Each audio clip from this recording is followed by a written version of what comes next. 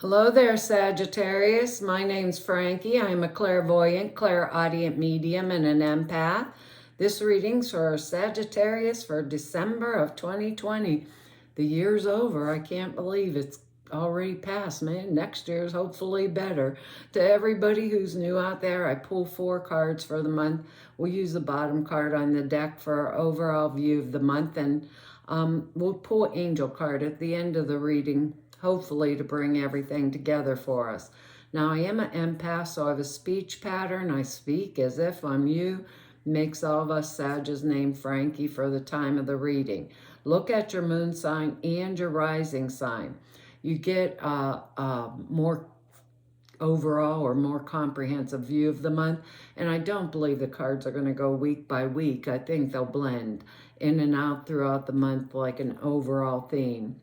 Now, I have a short message for us, and it's like we're like standing there and we want to really push forward with our own agenda, and I think our agenda has a lot to do with finances. And what I hear Spirit saying to me is, calmer, cooler heads can win the battle or prevail. So if there's something, that's outside of me that maybe I had too high expectations for or too low expectation for, maybe I should consult somebody outside of myself, like to get a better perspective, instead of pushing forward with the this is my way or the highway, which I don't know about you, Sages, but occasionally this one does that. But, I think it's an interesting month. We have some strange cards. We'll have to see how they're going to come or roll around here. One of them's, well, 2 of them might be a bit harsh, but our words are good. They're vision, education, release. And I can certainly see release and surrender and grace in these cards here, because our card on the bottom of the deck, but they said to look under it too, because we have the Ace of Pentacles underneath it, which would be finances. Pentacles are money and earth energy, because our card here on the bottom of the deck is the 8 of Cups, and sometimes that can be a pretty hard card because it's a situation where the only solution we have, I can't hold that up in there.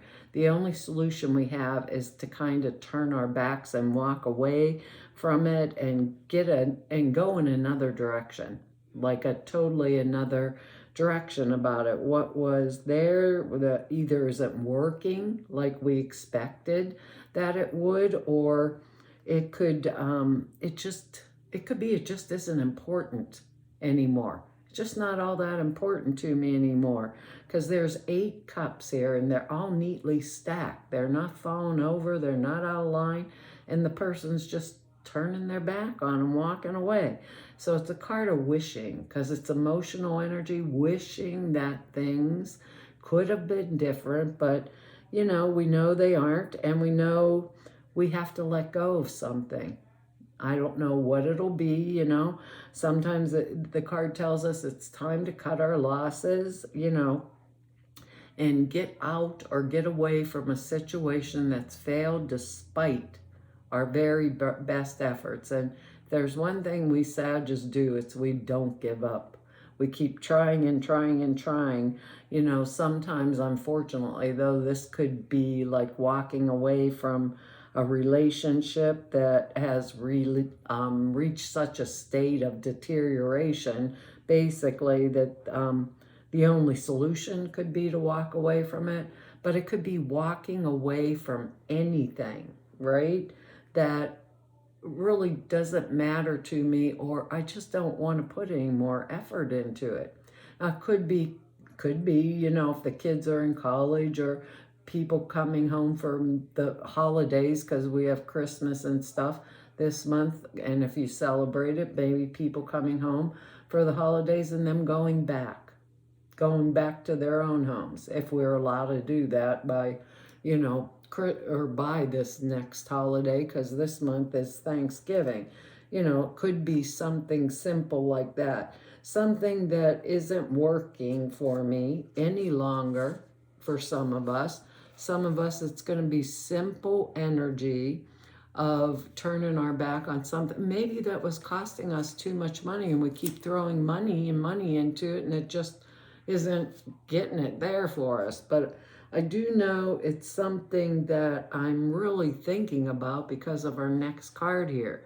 This is Nine of Swords, and this is a pretty kind of tough card because it indicates like extreme anxiety, nightmares, tension, unhappiness. It's all that kind of energy, regrets over past mistakes or misfortunes. Maybe the not Eight of Cups energy that we're walking away from. When it appears, usually we're unhappy about something and we're really tense, of mind, whether or not the facts bear it out or not. Whether, and sometimes, sometimes it's possible that the fear that we're feeling with this card, is actually based on a fact, but there's that old saying that goes with this card. What you most fear, it never happens. It's the tiger at the door card. The tiger's at the door, the tiger's at the door. Finally, I gather up the courage and I open the door and it's a pussycat. It's that kind of energy, It means that our mind is being troubled by something. Bad dreams, like sleepless nights, that kind of energy, things that are on our mind. I always think about this card. I think about the little guy in my head. Like you have an argument or somebody at the grocery store, let's say, pushes in front of you in the line and then they mouth off at you about it. And you go home, you don't do anything at the time. You go home, but you're slightly angry and all night long you're fighting this person up. And they're home in bed sleeping. You're not hurting anybody but your own self because you're like, and I should have said that to that, whatever. I should have said this. I should have done that, blah, blah, blah. And you're talking and they're home sleeping. The energy of this card, this person's whole face is covered. They aren't looking, they aren't speaking, they're blinded in that kind of energy. But they're tied up with these little loose like wraps. They're not even ropes. And all they have to do is shake them off, shake it off. It's it's like, it could be something that we're dreaming about or keeping us awake up night because it's a deep-rooted fear that's coming like to the surface to be recognized and dealt with, maybe like the Eight of Cups energy, something coming that we need to walk away from and we knew it for a really long time, Sometimes it comes because there was some kind of a circumstance, a crisis that triggered it, type energy. So, but it tells us, remember, 9 is the number of completion. Whatever it was is over. And this is coming right after, on the heels of an 8. Whatever it is over. And any changes that we're required to make are always forecast a better, excellent future. So it's a card of just shake it off. Open up our eyes. If something, isn't, if something isn't quite, let's put it that way. If something isn't quite working out right, maybe it's time that I walked away from it, let it go, maybe changed my direction or got a different perspective like the original message, surrendered it, released it, let it go. It's driving me nuts and I need to get a new perspective on it, which is what we got. We got the Hanged Man, and actually I like the Hangman card. This guy is not put there by force. He actually supposedly put himself up there. It's a card about getting a new perspective. It's a state of suspended animation. right in between the past and the future that's coming. And it's a new direction in our life is coming into the making, time for a new perspective, making significant changes maybe, looking at things from a different angle in order to make some kind of a necessary adjustment, you know. It always says cosmic consciousness is calling to me, you know, and saying, come to me and I'll give you a better guidance or more enlightenment on the way or the path to move forward. So the card itself is telling us we need to make the clean break from the past and concentrate, totally concentrate on becoming like spiritually attuned to what we want in the future and doing it right now through that different type of perspective. So it's a card of readjustment is needed, but there isn't any hurry. We're not being forced with the Hangman. There isn't any hurry. We have time. Take our time. Make the right decision about where we truly want to take our lives at this time, and actually for the long term. What is it that I want? You know, in a long-term type of energy, paying attention to our inner development and like being prepared to dance to a different drummer, basically, coming forward in our future, paying attention to that. You know, walking away from things that are no longer serving me or no longer suitable, getting a new perspective and a bigger vision of what it is we want moving forward. And I'm looking at our words down here and I see the word education. Maybe thinking I could do something bigger or better for some of us if, let's say, if I got a little or took a class on this and that, would it get me a raise at work, you know? And I'm saying raise at work, but you know, or if I took a class on finances, maybe I would know where to invest in a better manner because we have the word education. But right now we got our own self showing up in our reading. This is Page of Rods, and we're fire energy. That's going to be Sag, Leo, Aries. I almost said Aquarius, Aries. That's pretty bad. But it's going to be male or female. If it's someone outside of us, you know, it will be male or female. Usually this is a younger person or a sibling, but it actually, or could be a younger friend than us or a less mature energy. But it shows that we are in our own reading, which I think is beneficial to the most of us, you know. So it's a message. This page is a messenger page. So it brings a message about a current project we're on or a current situation that usually affects work. Because Rod's energy is normally business finance. I know these are general readings, so it could mean something else, but normally they're business finance. The information when it gets to us is very positive. So it's not a card of worrying about something. It's a card of positivity. Positive, it could represent, like I said, is someone else in our life, a younger relative, you know, a sibling, someone who's really eager to experience work and social activities. It's the eager beaver card. It's related to like international travel, meetings with foreigners, philosophic interest, I believe. But it's an interesting card because the message that comes to us is usually good. It's almost always positive, you know, and it does tell us sometimes the message itself could come from someone that's way younger than us. So maybe one of our kids, you know, thinking about or got a better job or a new job or something like that.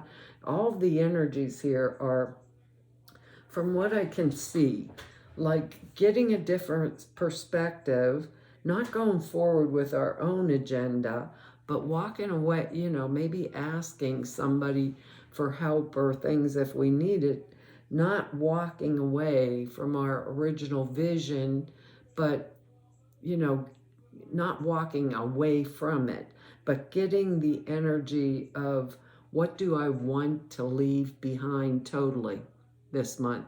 What actually isn't working for me? What do I want to move forward with in the future?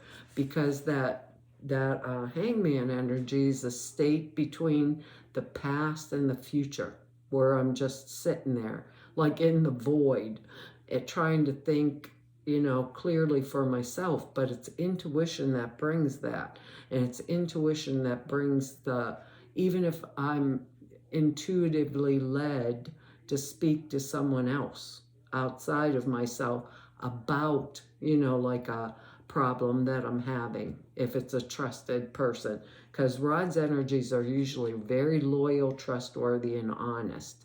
So we can always depend on the that it'll be a right message or a right answer that they would give us.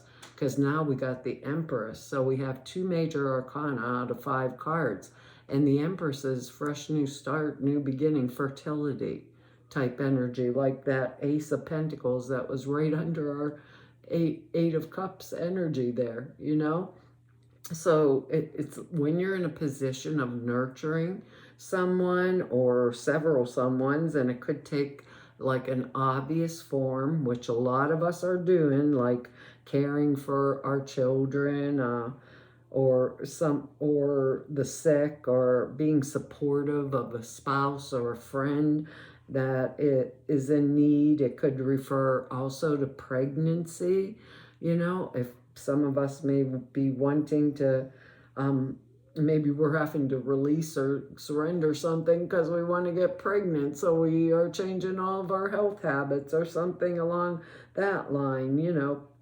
But it means, or a creative endeavor. You know, we all of us Sagittarius don't want to have babies, and I know this one's way too old for that.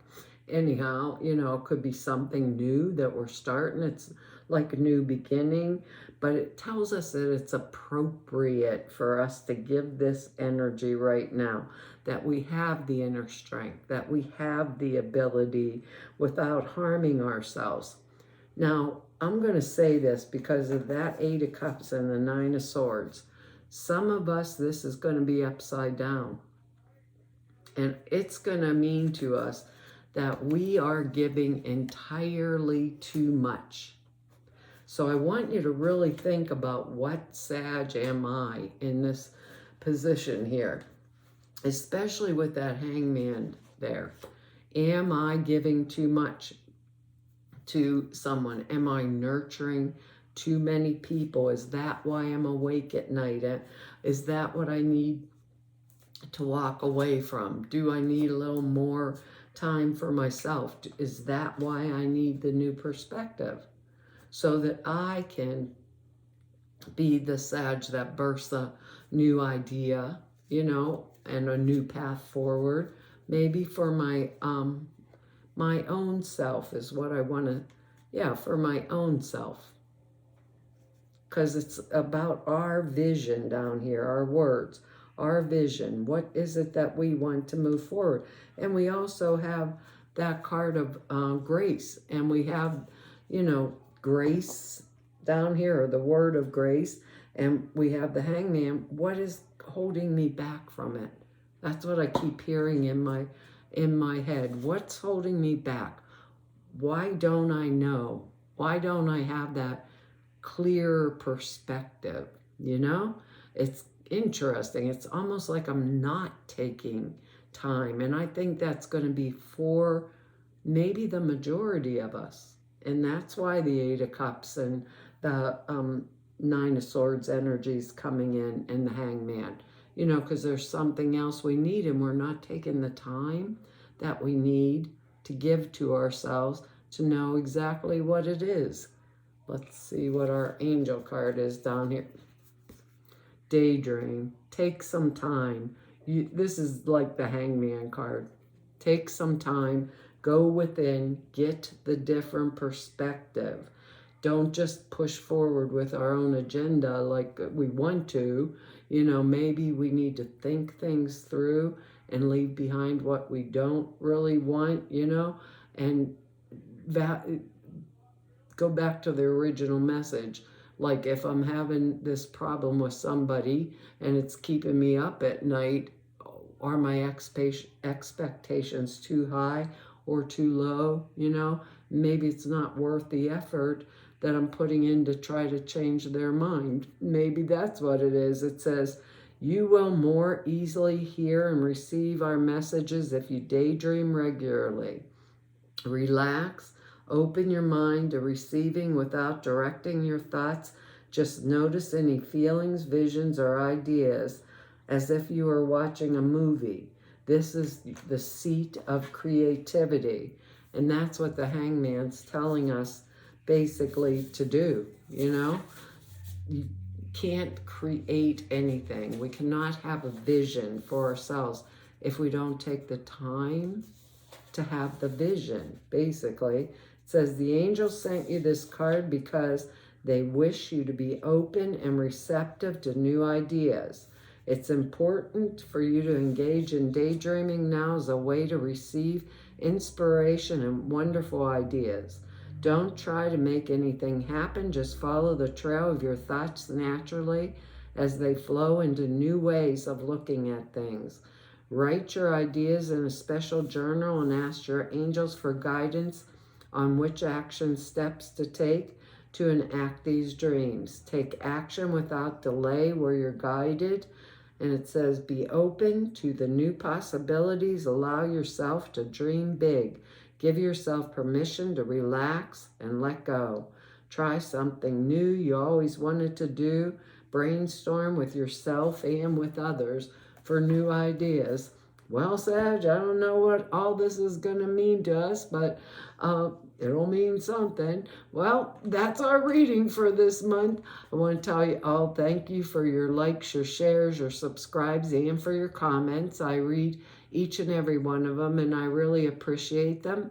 If anybody wants to know more about me or just go neb about me, or if you need to set an appointment with me, all the information down below the screen in the About section over at the website. And over at the website are 2 short videos. One explains a prayer class I put out there for you guys, and the other the sutra classes. The prayer class is 2.5 hours long and explains how to format prayers, why you do them the way you do. And the sutras are simple thought forms. You put in a simple meditation. It takes 5 minutes a day. It enhances the clear perceptions dramatically. But the videos are over at the website that explain them. So to everyone I've met through doing 4 whole years of YouTube videos, and all of you I've met through 32 years of doing my work, I want to tell you all it's been an honor, a privilege, and a pleasure to serve you. Hopefully I will see you back here next month or next year. Bye-bye.